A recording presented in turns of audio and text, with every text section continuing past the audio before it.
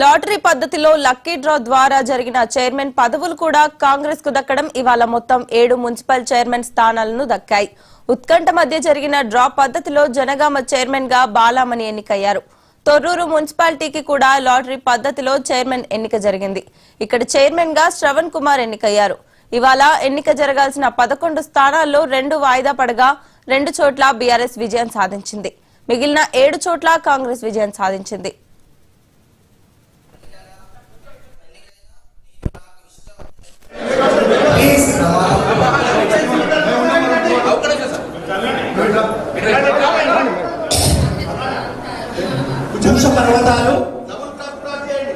భూష పర్వతాలకు సంబంధించినటువంటిది వాడి 23 క్యాండిడేట్, ఈయన వైస్ చైర్మన్ క్యాండిడేట్.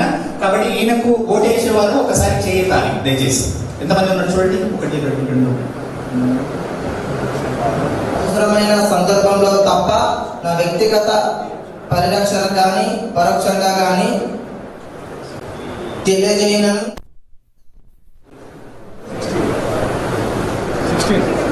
మొత్తం 16 మంది ఉన్నారండి. కాబట్టి 16 అండ్ మారబోయిన పాండుకు ఓటేసే వాళ్ళు ఒకసారి చేపెట్టాలండి.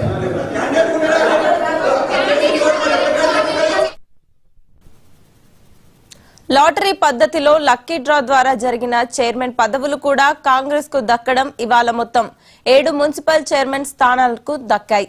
ఉత్కంఠ మధ్య జరిగిన లక్కీ డ్రా పద్ధతిలో జనగామ చైర్మన్ గా బాలామణి ఎన్నికయ్యారు. తొర్రూరు మున్సిపాలిటీకి కూడా లాటరీ పద్ధతిలో చైర్మన్ ఎన్నిక జరిగింది. ఇక్కడ చైర్మన్ గా శ్రవణ్ కుమార్ ఎన్నికయ్యారు. ఇవాళ ఎన్నిక జరగాల్సిన 11 స్థానాల్లో 2 వాయిదా పడగా 2 చోట్ల బీఆర్ఎస్ విజయం సాధించింది. మిగిలిన 7 చోట్ల కాంగ్రెస్ విజయం సాధించింది.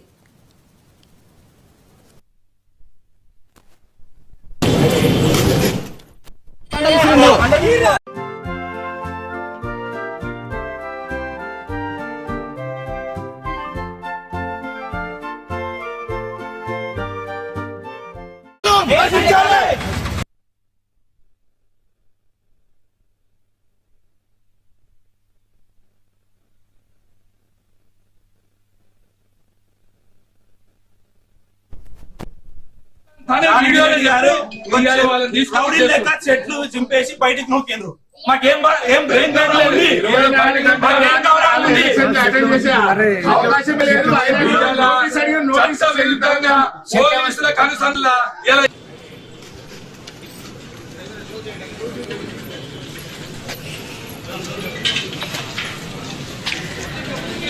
మేము నోటీసులు ఇవాళ మీటింగ్ ఉందని ఎందుకు సభలేదు?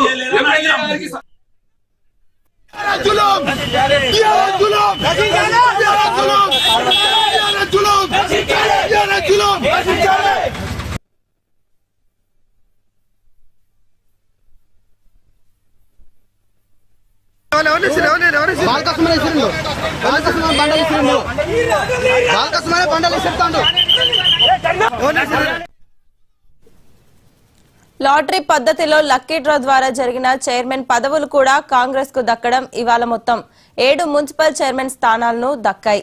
ఉత్కంఠ మధ్య జరిగిన డ్రా పద్ధతిలో జనగామ చైర్మన్ గా బాలామణి ఎన్నికయ్యారు. తొర్రూరు మున్సిపాలిటీకి కూడా లాటరీ పద్ధతిలో చైర్మన్ ఎన్నిక జరిగింది.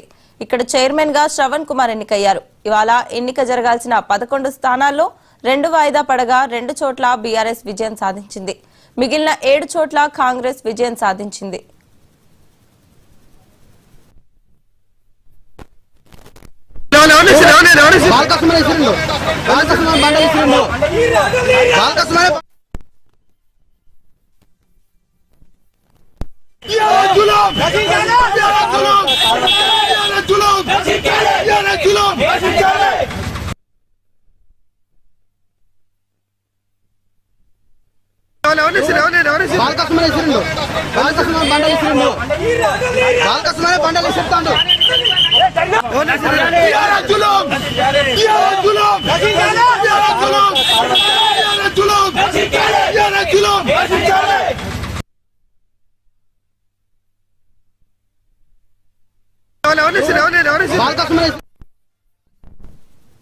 లాటరీ పద్ధతిలో లక్కీ డ్రా ద్వారా జరిగిన చైర్మన్ పదవులు కూడా కాంగ్రెస్ కు దక్కడం ఇవాళ మొత్తం 7 మున్సిపల్ చైర్మన్ స్థానాలను దక్కాయి. ఉత్కంఠ మధ్య జరిగిన డ్రా పద్ధతిలో జనగామ చైర్మన్ గా బాలమణి ఎన్నికయ్యారు. తొర్రూరు మున్సిపాలిటీకి కూడా లాటరీ పద్ధతిలో చైర్మన్ ఎన్నిక జరిగింది. ఇక్కడ చైర్మన్ గా శ్రవణ్ కుమార్ ఎన్నికయ్యారు. ఇవాళ ఎన్నిక జరగాల్సిన 11 స్థానాల్లో 2 వాయిదా పడగా 2 చోట్ల బీఆర్ఎస్ విజయం సాధించింది. మిగిలిన 7 చోట్ల కాంగ్రెస్ విజయం సాధించింది.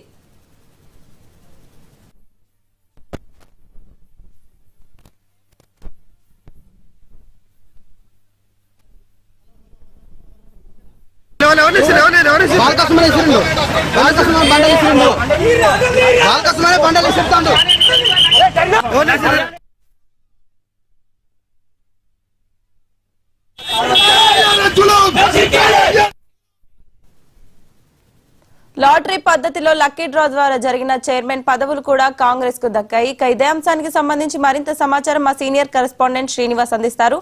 శ్రీనివాస్, చెప్పండి. వాయిదా పడినటువంటి 11 మున్సిపాలిటీలకు సంబంధించి ఈరోజు ఎన్నికలు జరిగినాయి. అయితే ఈ నేపథ్యంలో కూడా మొత్తం 11 మున్సిపాలిటీలకు సంబంధించి ఎన్నికలు జరగగా 7 మున్సిపాలిటీలు కాంగ్రెస్ కైవసం చేసుకుంది. అంటే ఈ ఏదైతే కేతనపల్లి, అదేవిధంగా ఇటు కానాపూర్ 2 మున్సిపాలిటీలు వాయిదా పడ్డాగా మిగతా 9 మున్సిపాలిటీలకు సంబంధించి ఎన్నికలు జరిగాయి. సో ఈ నేపథ్యంలో కూడా ఆ 7 మున్సిపాలిటీలు కాంగ్రెస్ కైవసం చేసుకుంది. అదేవిధంగా 2 మున్సిపాలిటీలు బీఆర్ఎస్ కైవసం చేసుకుంది.